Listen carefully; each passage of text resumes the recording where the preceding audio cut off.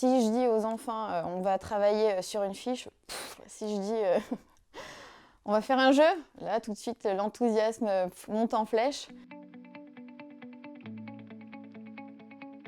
Bonjour, donc je m'appelle Marion Héral, je suis professeure d'EPS au collège Jean Jaurès à Clichy et je suis enseignante depuis 3 ans. Bonjour, je m'appelle Amandine, je suis professeure des écoles dans la région mâconnaise, en Saône-et-Loire. La pédagogie, c'est une méthode de pédagogie active et participative. L'idée, en fait, c'est de sensibiliser les enfants à des thématiques éducatives par le biais du jeu sportif et du débat. La première fois que j'ai commencé à m'intéresser à la pédagogie, c'est quand j'avais ma classe de CM1, CM2 et je cherchais un moyen ludique de les intéresser à des thèmes d'instruction civique et morale. Donc au fil de mes recherches sur internet, je suis tombée sur le site de Play et là, bingo. Chaque jeu se décompose en 3 étapes. Donc d'abord, il y a un jeu sans thème où l'idée c'est que les élèves assimilent les règles et la forme de jeu. Ensuite, ça évolue en un jeu avec thème. Donc là, il y a une symbolique qui est introduite dans le jeu pour faire le parallèle entre le jeu et la vraie vie.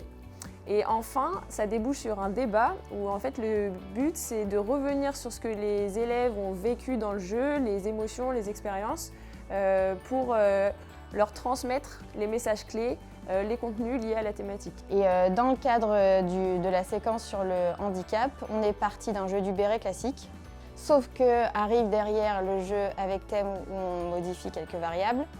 Et là, on donne aux enfants des handicaps ou des déficiences, sauter à cloche-pied. Donc les enfants sont mis dans une situation d'une personne qui porterait un handicap. Et derrière, on découle beaucoup d'émotions, parce qu'on peut être frustré parce que le copain a le droit de courir et pas nous. Donc forcément, il arrive à attraper le béret beaucoup plus vite. Et toutes ces émotions, on va les exploiter derrière pendant la phase du débat.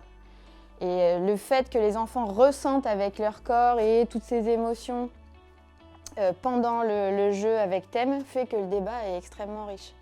Parce que quand on ressent une frustration, derrière quand on vous demande d'en parler, qu'est-ce qui se passe? On explose, c'est pas juste, et pourquoi, etc.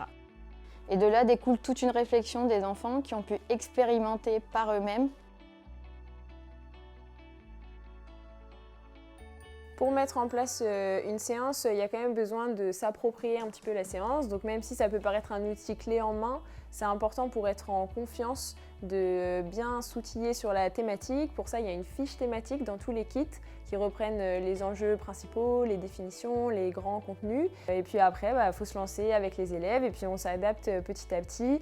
Pareil pour le débat, c'est plus ou moins facile selon les classes de faire émerger la réflexion, mais au fur et à mesure, on prend nos repères et les élèves aussi.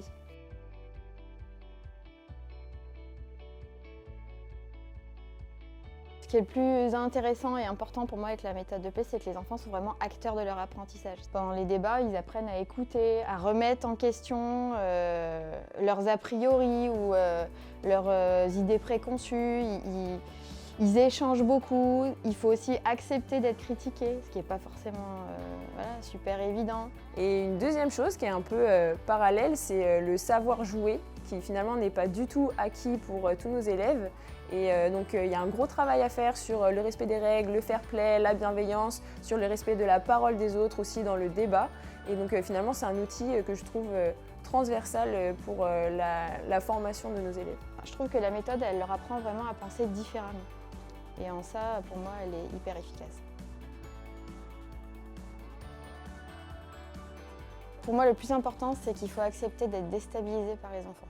Parfois, ils vont arriver à des cheminements de pensée qui vont complètement nous estomaquer, mais en bien. Alors mon conseil, ce serait d'accepter et de s'approprier un nouvel outil, même si ça prend un peu de temps, mais finalement c'est perdre du temps pour en gagner. Être flexible aussi, parce que c'est un outil que vous pouvez adapter en fonction de vos besoins et essayer de lancer une dynamique un petit peu collective pour répondre vraiment aux besoins de vos élèves dans votre établissement.